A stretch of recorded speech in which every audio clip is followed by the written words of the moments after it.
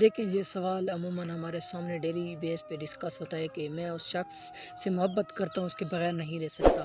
تو میرے خیال میں یہ جو سوال ہے نا، تو یہ دو الگ الفاظ سے بنایا گیا ہے، یعنی they are the combination two different word, they are two separate habit, they are the combination of the two different words, they are the two different habits.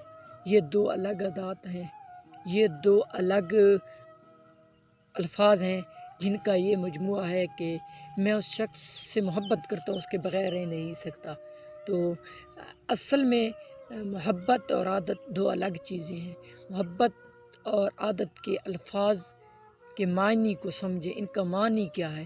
تو محبت کہتے ہیں دا نیم آف ریسپانسبلٹی، محبت ہے ذمہ داریوں کا نام، محبت ہے احساسات کا نام، جبکہ عادت کسی چیز کی عادت پڑ جانا۔